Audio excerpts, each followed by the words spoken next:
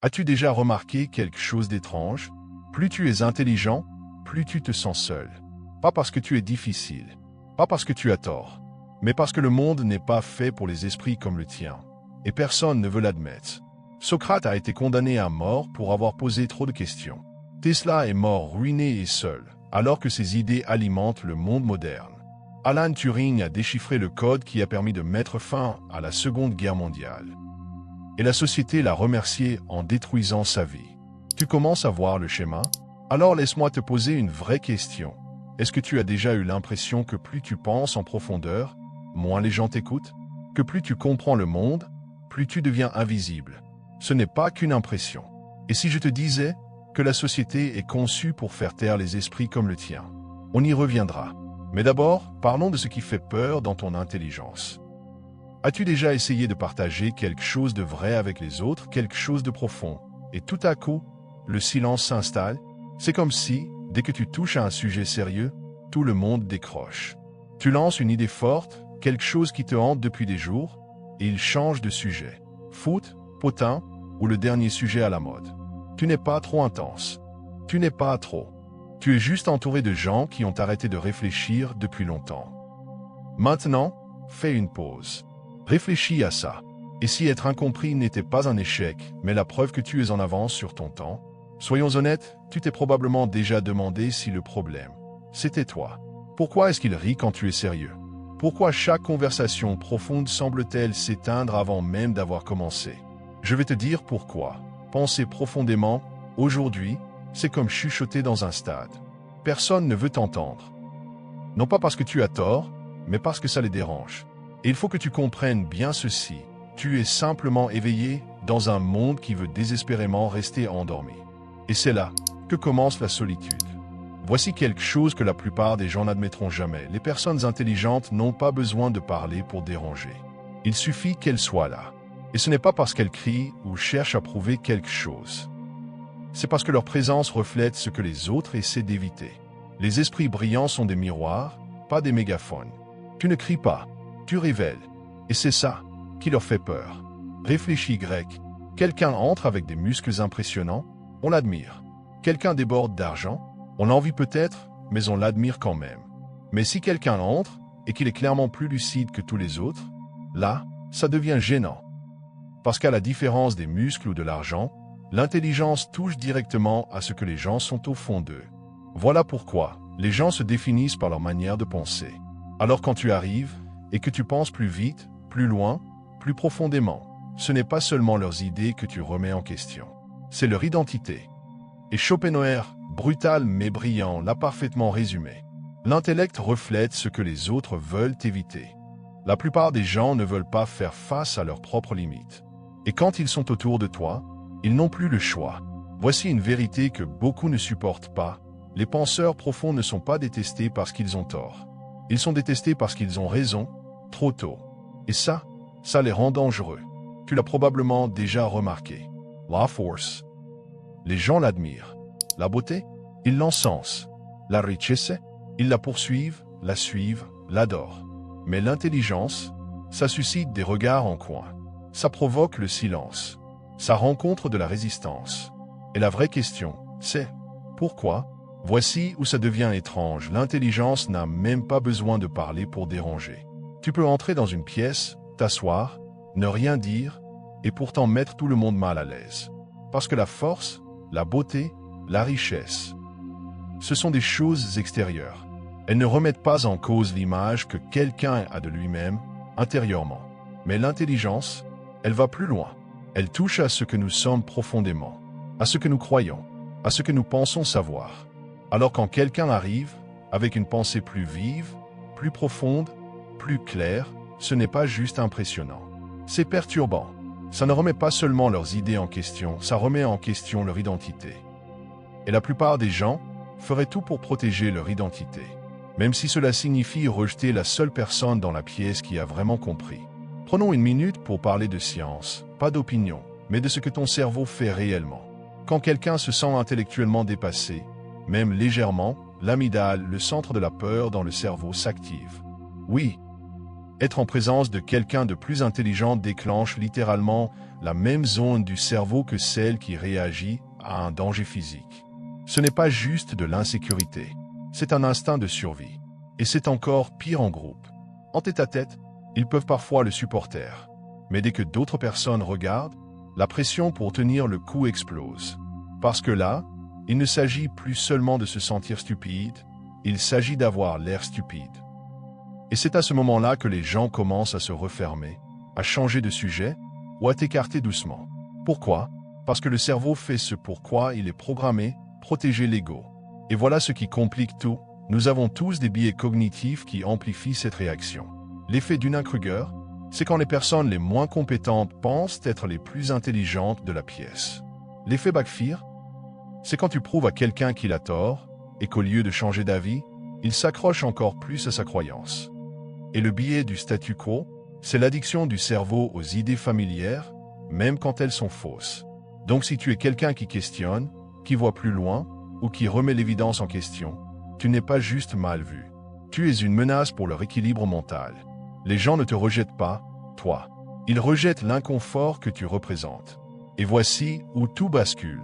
Si tu crois que les penseurs profonds sont juste des solitaires malchanceux, attends de voir comment les systèmes sont conçus pour les maintenir impuissants. L'histoire ne ment pas, mais elle ne dit pas tout non plus. Regardons quelques noms, tu les connais, mais pas sous cet angle. Socrate, il ne faisait pas qu'enseigner la philosophie. Il poussait les gens à penser par eux-mêmes. Et sa récompense, il a été exécuté pour avoir corrompu les esprits. Galilée, il a découvert que la Terre tourne autour du Soleil. On pourrait croire qu'on lui dirait merci. Mais non. Il a été réduit au silence, forcé de renier sa vérité pour rester en vie. Nikola Tesla, l'esprit derrière l'énergie sans fil et bien plus encore. Mort ruiné, seul, pendant que d'autres s'enrichissaient avec ses idées. Hypatie, une femme brillante dans un monde dirigé par des hommes. Philosophe, astronome, enseignante. Et pour ça, sauvagement assassinée par une foule. Sun crime, avoir pensé trop loin, trop tôt. Mais ce que personne ne te dit, c'est ça. La plupart de ces esprits étaient détestés pendant qu'ils changeaient le monde. Parce que le génie ne fait pas peur pour ses erreurs, il fait peur parce qu'il a raison avant tout le monde. C'est ça, le schéma. Les esprits visionnaires ne sont presque jamais célébrés de leur vivant. On les rejette, on se moque d'eux, on les efface. Et ce n'est qu'une fois disparus, une fois qu'ils ne sont plus une menace, qu'on les honore. Parce que c'est à ce moment-là que c'est sans danger. Parce que le génie n'est célébré que lorsqu'il ne fait plus peur. Tu t'es déjà demandé pourquoi il est si difficile d'apprécier les choses que tout le monde semble aimer sans effort? Tu es là, dans une pièce pleine de gens qui rient d'une banalité. Et tout ce que tu te dis, c'est vraiment ça, la vie. Schopenhauer l'a dit parfaitement. Plus on est intelligent, plus il est difficile d'apprécier les choses simples. La plupart des gens, ils sont guidés par ce qu'il appelait la volonté de plaisir. Ils cherchent la facilité, le confort, la distraction. Mais toi, tu tournes à autre chose. Tu vis par la volonté de vérité. Tu n'es pas là pour être apaisé. Tu es là pour comprendre. Et ça crée une sorte de fracture qu'on ne peut plus ignorer une fois qu'on l'a vue. Ils veulent du confort. Tu veux de la clarté. Ils veulent rester au chaud dans l'illusion. Tu es prêt à affronter le froid, si ça veut dire voir la réalité. Et voilà le retournement. Voici cette phrase que personne n'ose dire à voix haute. L'intelligence ne fait pas peur parce qu'elle est supérieure. Elle fait peur parce qu'elle révèle à quel point les autres se sentent fragiles. Réfléchis à ça. Tu n'as pas besoin de te vanter. Tu n'as rien à prouver. Ta seule présence, tes questions, ta profondeur, elles tendent un miroir. Et la plupart des gens, ils passent leur vie entière à éviter les miroirs. C'est pour ça que plus tu vas en profondeur, plus les autres s'éloignent. Pas parce que tu as tort, mais parce que tu vois ceux qui ne sont pas prêts à regarder. Si ça te parle, like la vidéo et abonne-toi. Ça aide ce message à atteindre ceux qui en ont besoin. Maintenant, voici la partie qui pique un peu. Autrefois, les penseurs profonds étaient ignorés. Aujourd'hui, ils sont enterrés sous le bruit, les tendances et le scroll sans fin. Ouvre n'importe quel réseau social. Qu'est-ce qui devient viral? Pas la profondeur, pas la lucidité, des mêmes à la place du sens. Rapide, bruyant, superficiel. Voilà ce qui gagne aujourd'hui. Parce que la complexité ne génère pas de clics, la simplicité, oui. Et c'est pour ça que cette vidéo ne deviendra peut-être jamais virale. Et dans le monde du travail, ce n'est pas différent. On ne te dit pas tu es trop intelligent. Anti-edit. Tu ne corresponds pas à notre culture. Traduction. Ta façon de réfléchir met les autres mal à l'aise. La règle non dite est simple, ne conteste pas. Ne pose pas de questions. Souris, acquiesce et fais tourner la machine. Et au moment où tu ne joues plus le jeu, tu deviens le problème. Maintenant, il ne faut pas ignorer ce qui vient, parce que ça frappe encore plus fort. Les femmes intelligentes, on leur dit de sourire davantage. Les hommes intelligents, on leur dit qu'ils sont trop intenses. Autrement dit, ne te contente pas d'adoucir tes idées, adoucis-toi toi-même. Et c'est là qu'il faut lâcher une vérité brutale. La société ne veut pas que tu penses profondément, elle veut que tu penses de manière commode. La pensée profonde perturbe le confort. Elle ralentit les systèmes fondés sur l'automatisme, l'obéissance et la vitesse. Alors si tu t'es déjà senti à part parce que tu réfléchis plus que les autres, ce n'est pas un bug du système. C'est le système. Étrange. Non? Le monde érige des statues des personnes qu'il a autrefois brûlées vives, non pas parce qu'il a changé d'avis, mais parce que le temps a rendu la vérité moins menaçante. Quand quelqu'un remet en question l'ordre établi, en temps réel, il devient dangereux. Mais une fois qu'il n'est plus là, une fois que sa vérité ne dérange plus, tout à coup, c'est un héros. Ce n'est pas que la société déteste l'intelligence. Elle déteste ce que l'intelligence nous force à affronter. Parce que la vraie intelligence n'apporte pas seulement des réponses, elle apporte des questions inconfortables. Des questions sur les systèmes qu'on accepte, les croyances qu'on a héritées et les rôles qu'on nous demande de jouer. Et la plupart des gens, ils préfèrent se sentir en sécurité plutôt que d'avoir raison. Alors les penseurs profonds, les visionnaires, les porteurs de vérité. On les ignore, on les ridiculise ou on les efface jusqu'à ce qu'il soit trop tard pour que ça compte. Et là, seulement là, on encadre leurs citations, on célèbre leur vie et on prétend qu'on aurait toujours été de leur côté. Mais s'ils étaient en vie aujourd'hui, ils seraient encore des marginaux. Et ça, c'est le paradoxe de ceux qui ont une longueur d'avance sur leur époque. Maintenant, voici ce que la plupart des intellectuels oublient, connaître la vérité ne suffit pas. Savoir qu'on l'a partagé, c'est ça, la survie. Schopenhauer avait compris quelque chose que beaucoup de penseurs ignorent. Tu n'es pas fait pour crier ta sagesse dans toutes les pièces. Tu es fait pour choisir tes pièces. Soenhanitz. Essayer d'expliquer la profondeur à des gens accros au bruit, c'est comme offrir de la poésie à un orage. Alors ne cours pas après la foule. Ne t'affaiblis pas juste pour être compris. À la place, choisis la solitude. Pas comme une punition, mais comme une stratégie. Parce que la solitude, ce n'est pas de la solitude vide. C'est une protection. C'est de la clarté. C'est de la puissance. Et quand tu choisis de parler, parle comme Franklin avec humilité. Comme Feynman avec simplicité. Comme Ada Lovelace qui créait des espaces où les esprits pouvaient se croiser, pas s'affronter.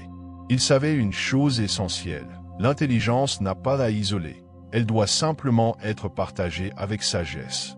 Tu n'as pas besoin que tout le monde te comprenne. Tu as juste besoin des bons. Et ils existent, crois-moi.